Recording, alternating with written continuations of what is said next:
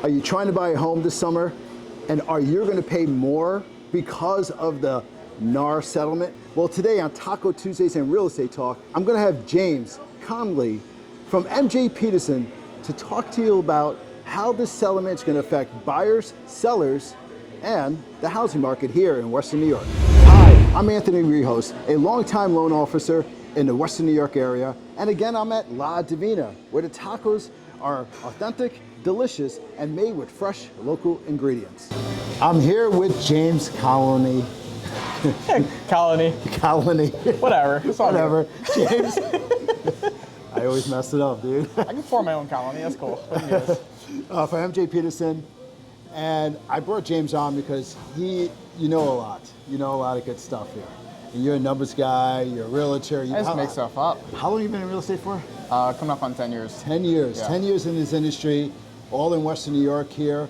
Has worked with a lot of clients, and has done great work.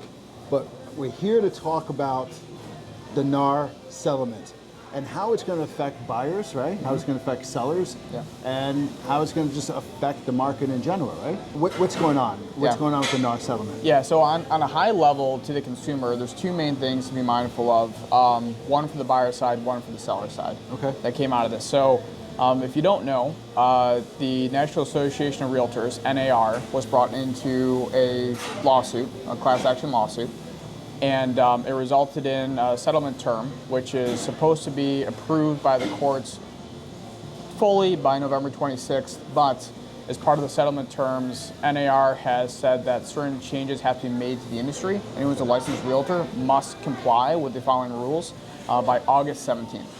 So the one main change to buyers is that an agent who is a licensed realtor cannot legally show you a home unless they have an agency agreement with you.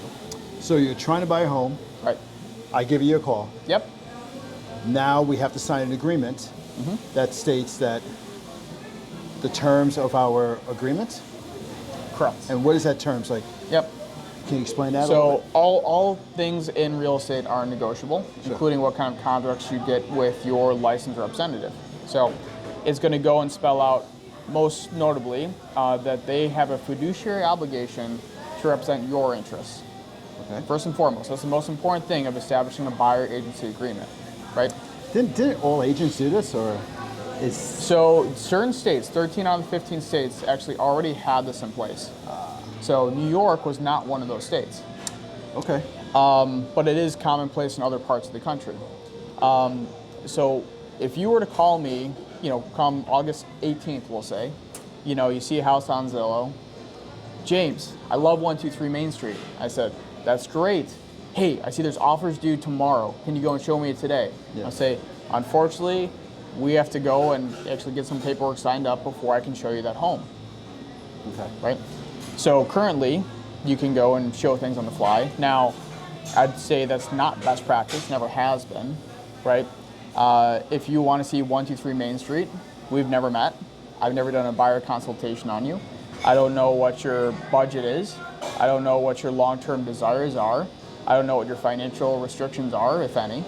And I don't really know what you're looking to get out of buying a house. It'd be no different than if I were to go and call up my doc and say, hey doc, I need some Xanax, stat. And he goes, certainly, here you go, here's the script, right? Yeah. How does he know that's actually going to be good for me, right? So what it's forcing the industry to do, for those that weren't doing this already, is to go and start engaging in buyer consultations, right? And if you're a prospective buyer, you should want to get to know a lot out of your agent. What can they do for you?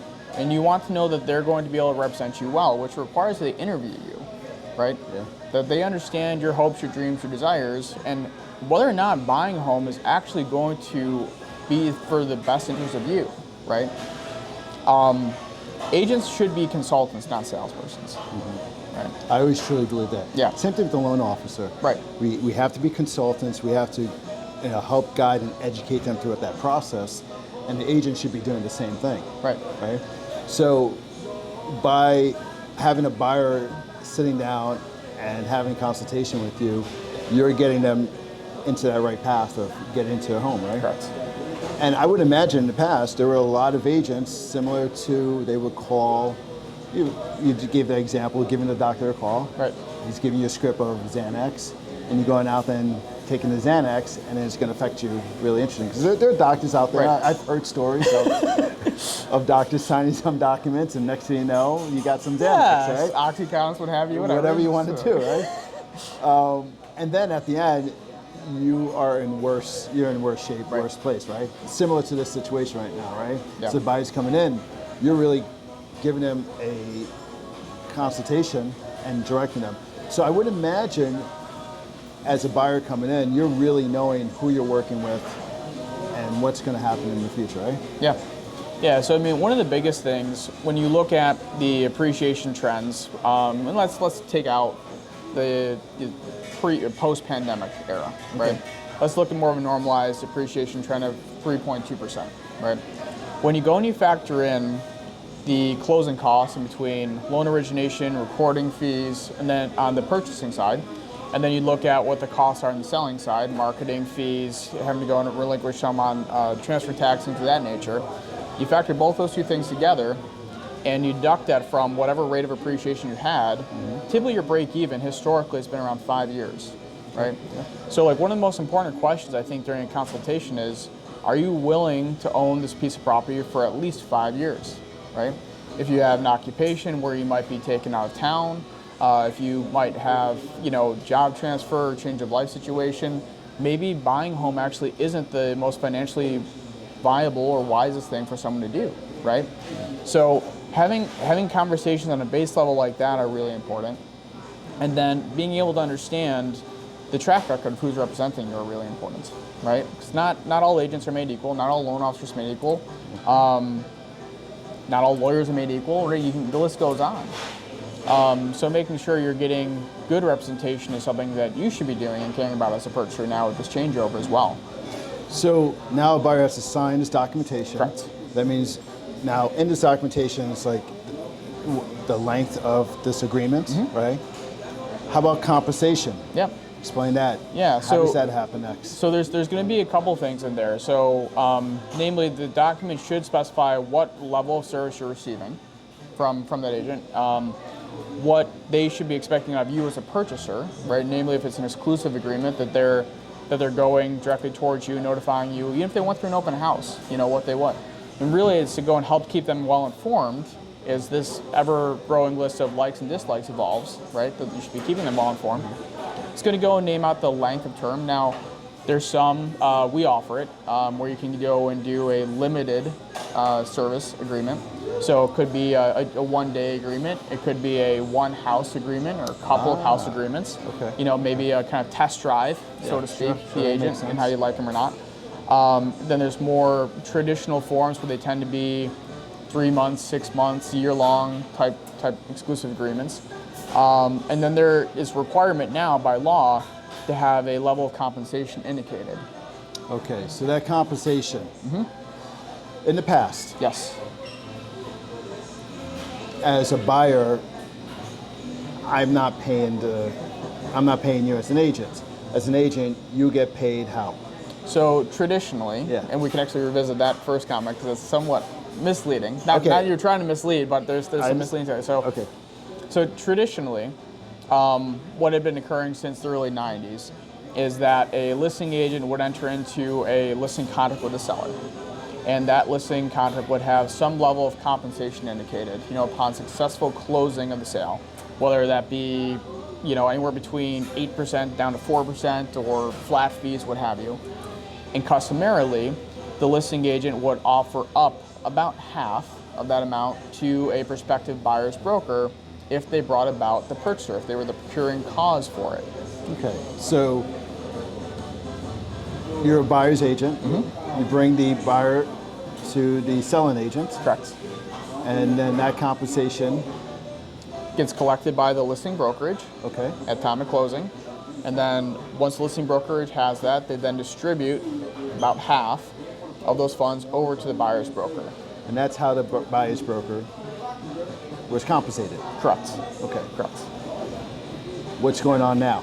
So what's going on now, there was a changeover through the lawsuit the past NAR Code of Ethics required that if a home was to be listed on the MLS, it was required that there be an offering of compensation made by the seller. Now, it could be as little as $1, but it's still a requirement to have your home listed upon the MLS.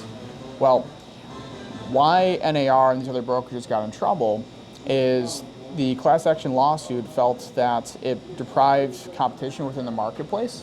It deprived consumers of options, in this case the consumer being the seller, home sellers. And the requirement was to no longer have it be that you had to offer compensation if you were to list your home on the MLS. Okay. The big piece of it for more industry concerns is that the MLSs can no longer now publish if there's compensation being offered by the seller. It doesn't prohibit a seller from offering it. Okay.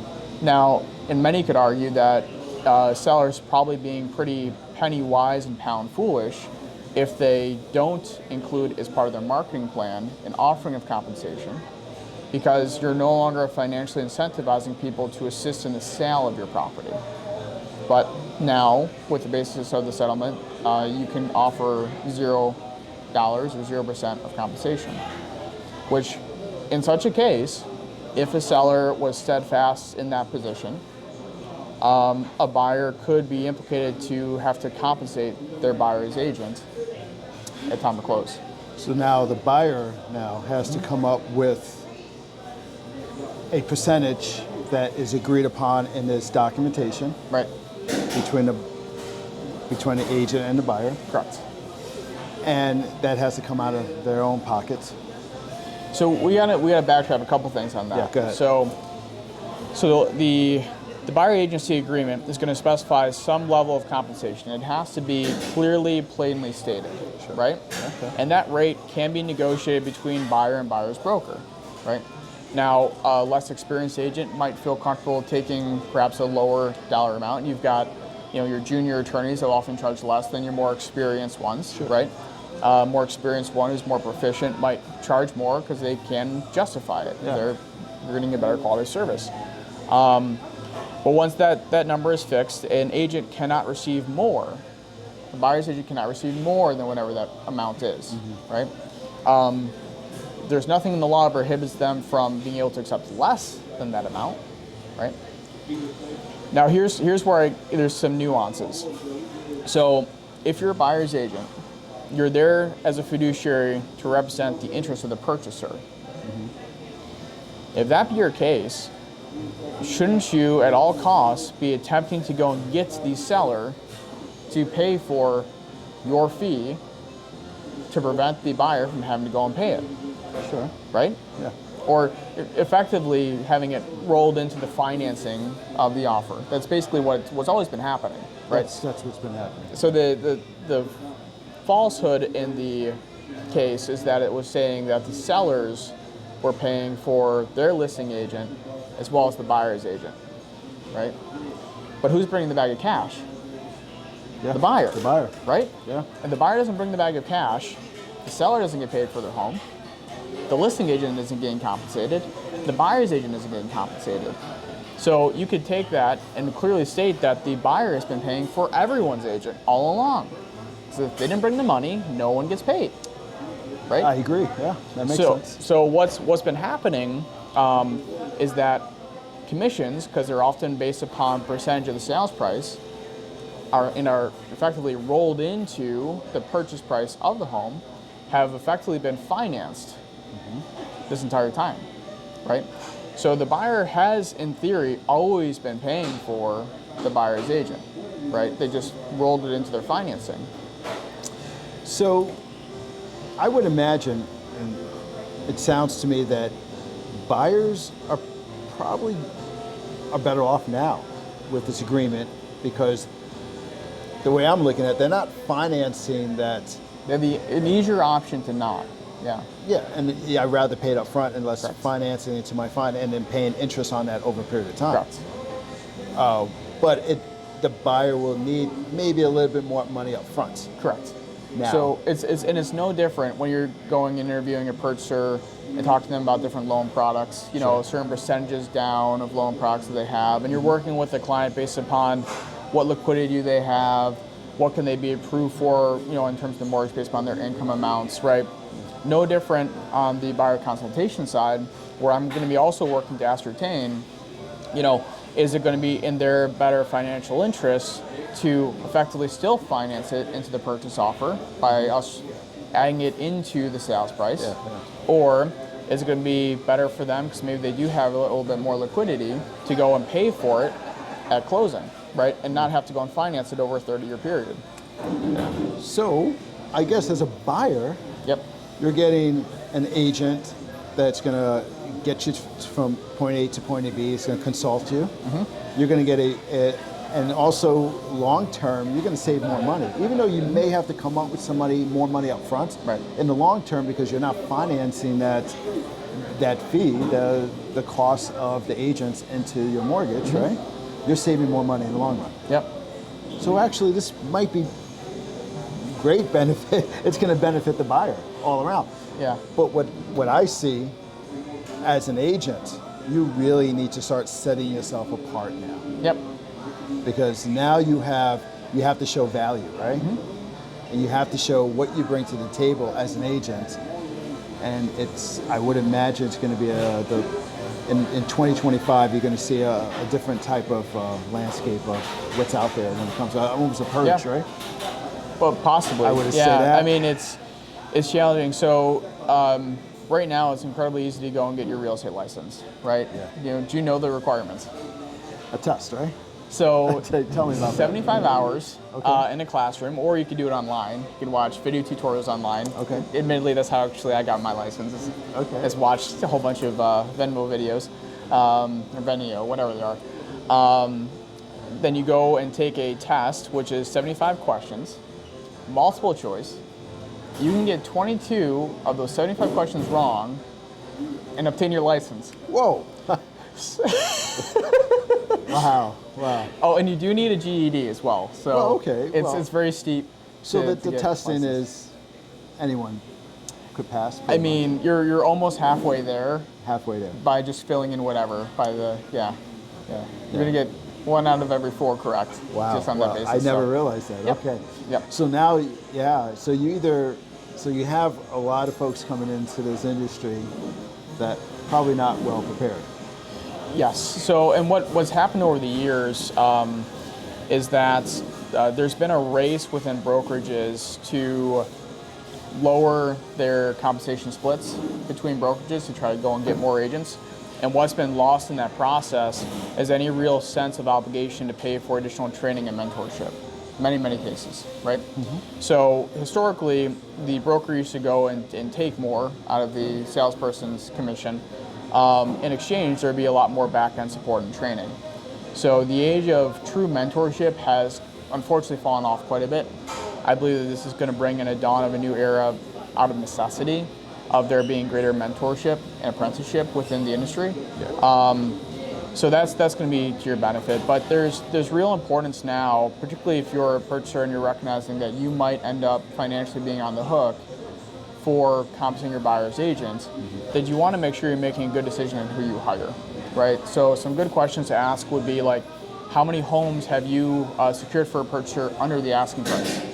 Not commonly heard, right, in this kind of marketplace. Yeah, that makes sense. You know, so another fair question is, okay, how many buyers have you gotten under contract in a multiple offer situation? Were you ever able to do that without them having to be the highest purchaser? How do we go and get creative on our terms to become more competitive when we don't want to do dangerous things like let go of a home inspection contingency? How do you go and navigate those waters, right? And a good buyer's agent who's well experienced should be able to go and answer those for you pretty quickly, right? You're going to be able to go and talk to you about the benefits of higher deposits versus lower deposits on there. They're going to talk to you about the benefits of how certain mortgage products are perceived when a seller has a multitude of options. They're going to be able to strategically talk to you about when and how to go and deal with the home inspection. You know, they'll be able to go and navigate those waters for you. You're really gonna, if a buyer is not asking these questions, and please take note on these questions, by asking these questions to these agents, you're going to really find, you're going to sort out the agents, the ones that they love to live by this fake it before I make it type thing. Yeah. Or someone who's actually putting the work into it, right? And that's what a buyer needs in this environment. Trying to purchase a home, you need someone who understands the market, understands to get you into the right position to go into a multiple offer situation. Yeah. So, yeah, man, I think this NAR settlement for buyers is going to really help out a lot of buyers in terms of saving money long term, right? Getting and working with an agent that's going to be getting them into the right place, guiding them, educating them, and throughout the whole process. So, I think it's a win-win. How does it affect sellers? So sellers now, as mentioned, they have the option of offering up zero compensation if they so choose. Sure. And just like anything else they do as part of their marketing plan, they might end up going back and revising that decision as well. So if they offer zero, does that reduce the price of the home a little bit? When have you ever met someone who went and got cost savings and then decided to pass it on to the next person? Zero. Yeah. I just wanted to ask. Yeah.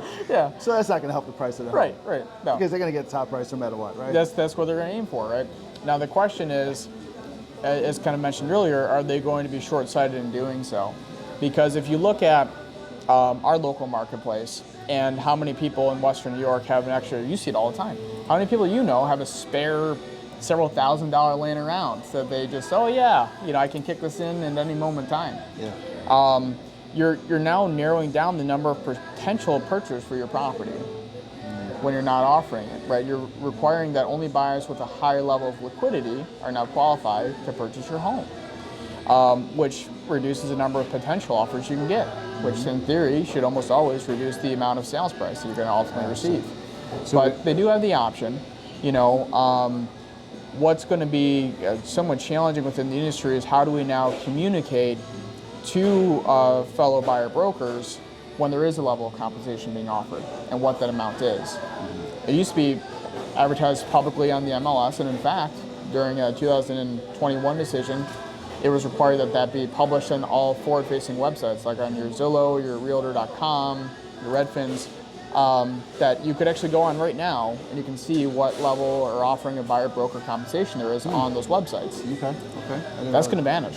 Yeah. That's all gone come August 17th. Wow. Okay. Yeah. So, for the sellers, it may reduce the amount of buyers looking at that home. Depending upon the strategy that they use. They're still allowed to offer compensation. They're allowed, but if they don't, they could potentially do that. Could potentially do it. That means less eyes on that home, maybe less bids on that home, Correct. and less lower price on that Correct. home. So now, if you're a purchaser listening to this and you're thinking, okay, gosh, I've been tired of getting beat out in the marketplace. We've tried all these different things we can do with our terms to get more creative, and you're wondering, is there something that we haven't tried yet? And I've actually been doing this with some of my clients who are able, is that even when there has been an offering of compensation to a buyer's broker, disavowing it, and the purchaser going and paying the buyer broker compensation directly. So what that does, it does a handful of things. One, it makes your offers stand out because first off, I can almost guarantee you, the agent who prepared that for you is the only one who's doing that. So, and that's the main thing you want to do in the face of 8 people clamoring for a property, is to be the one that stands out. 2, it makes it easier for the home to appraise because you can effectively net the seller more money without having to go as high on the sales price, making the appraisal process easier. And then for some of the smaller things they get into, like transfer tax costs on the seller side, you've actually helped save them a little bit of money on that. And then what you've done on your buyer side is you've pulled it away from being something that gets financed into the offer for the 30-year life of the loan, and actually went and reduced your own monthly mortgage payment, right? So there's things you can do and getting creative on that end if you kind of tried everything else and seem to be getting nowhere. So what happens now? A lot of first-time home buyers are tight with their funds, absolutely. Right? So what are you seeing out there that first-time home buyers are they getting pushed out? So that, unfortunately, that's happened in our marketplace for quite some time. You know, just with the rapid rate of appreciation, and then you also saw it get exacerbated by the rise in interest rates. People's qualification levels really went down with debt to incomes. Sure. You know, this is yet again, unfortunately, another thing that's hurting really low to moderate income purchasers. Yeah. You know, and whether it was known while the lawsuit was going through, or if this is just a accidental consequence of it, it's certainly shifting somewhat in that direction. Now, I don't have a crystal ball, but truthfully, what I forecast is that the overwhelming majority of purchases are still going to be done with the buyer's broker being compensated through the sales proceeds. Mm-hmm. I do forecast that to really be what we are going to still see by and large. Yeah. Right. Which means that if you're hearing this and you're worried about additional costs that you might incur, there's no reason that a good buyer's agent working for you with strong negotiation skills isn't going to be able to still allow for that to take place, right? And depending upon what kind of contracts you're entering into, you may even want to go and ask, look, do you have something in here that helps protect me so that I'm not going to be on the hook to go and pay your fee, because I'm worried if I find the house of my dreams that I might not be able to go and buy it and pay for you, right? Yeah. You know, we have forms that go and have provisions for that, right? To go and help make sure that our clients are safeguarded depending upon whatever their financial position is, right? We're going to go and work out ways to go and make it happen. Yeah. So there's still very much hope for first-time home buyers. No, there's hope, and I also recommend us for first-time home buyers, shop around for your lender. I know my world, we help many people in that world with no closing costs. Absolutely. So it's unbelievable what you guys do. It's crazy. So now, because you don't have the no closing costs, you could take that extra cash and kind of direct it towards your buyer's agent if you get into some type of situation. But there's other lenders out there as well that have other programs, so definitely shop around for a lender that could kind of help you throughout that process. And that's why I really recommend going down this path, because August 17th you can see a lot. And I see a lot of buyers, a lot of first-time buyers, they only have 2 months reserves. You know, that's all they have. Right. But now they need 2 months reserves, plus potentially another 3%, potentially up to 3% to compensate their buyer's agent, right? Mm-hmm. If they have to go down that path. So hopefully programs with no closing cost mortgages or other programs will eliminate some of that cost to help them get into that home. There's one thing I should add too with this is, there might be temptation, I believe, for some purchasers feeling that either they cannot afford their own representation in a buyer's agent, or thinking that, gosh, real estate agents aren't worth anything. Why even bother to go and pay for one? Sure. Right. Sure. And for some, not naming names, I could understand their position on that if they're not experienced and well studied. But the temptation then to go to a listing agent, I think one thing that's being made really clear to the public is that the listing agent has a fiduciary obligation to represent the interest of the seller in the negotiations of it, right? So what does that mean? Well, by the code of ethics, they're not allowed to outright lie to the general public. However, they have no requirements to go and give full disclosure. Minimum disclosure needed. And they're there to go and negotiate for the highest purchase price for the seller. They're not going to go and cue in the fact that the seller's really desperate and, will kind of take anything at this point. Sure. They're not going and getting the benefit of a professional preparing for their interests, comparative market analysis, to go and talk to them about true market sales with correct market rate adjustments on those sale prices. And there's a very real possibility as this progresses, you might very well find listing agents that may go and charge a purchaser who's coming in underrepresented a transaction fee. You're still going and producing more work for them. Yeah. So you might be in a position where you're still having to go and pay, or if you're not having that, pay an attorney to go and do the contract drafting, writing up the property inspection notice and addendum. If you've got an attorney representing you, I don't know how you're gaining access to the home for a private showing. I don't know how you're going and handling the final walkthrough. Yeah. I don't know how that attorney, if they're not versed well in construction, is going to review that home inspection report with you and describe to you what's a material issue and what isn't. Sure. And then what a relative cost system is to go and get that fixed, right? it really creates quite a bit of extra work when there's no buyer's agent involved in the transaction, with understanding how do we actually get this from contract to close. Finding the house, that's like getting someone pregnant, right? It's not, you know. Wait, hold on. So well, here's the thing. Explain this. So finding the house, it's like it's getting someone pregnant, right? It's fun. You get to go and It's fun. it's fun. There's sometimes valuable options out there. But then, like, getting someone pregnant and then delivering the baby are two different things. Sure. Right? Yeah. Actually finding the house and then getting under contract is just the beginning of a multi-long process in which many pitfalls and many issues can occur and develop over 60 days, right? Sure. So it's not necessarily so much that you're getting a buyer's agent for the sole purpose of having them help find you a home. It's more so from helping to go and guide you through with professional advice from beginning to end, right? Advising about appropriate market values, because unfortunately these estimates really are just something that's made up. And going and making sure that any pitfall that can happen along the way, and I've got a list of well over 31 pitfalls that can occur. We could do a video on that next. We can do that, sure. Okay, yeah. good. From contract to closing. Okay. And ensuring that it actually gets done. So it's good to make sure that you have proper representation once you get started, and to bring it to the end for you. So to recap everything, the settlement, the NAR settlement, it's going to help buyers. It's going to help buyers in the long run when it comes to out-of-pocket expenses. You may need a little bit of money up front, but it's going to save you money in the long run. Secondly, you're going to be working with somebody who's going to be really helping you throughout the whole process. It's not someone who's going to just send you things on email. It's going to walk you through the whole process. And we also found out buying home is fun, like getting pregnant. Well, my wife would disagree. I'm not saying the thing.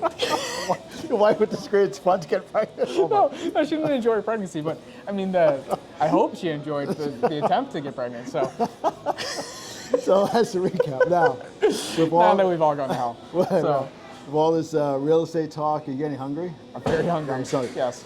You've eaten here before? I have. Okay, so now we're gonna have get some taco and do some taco talk. Tell me, how did you get into real estate? My wife was tired of me coming home dirty.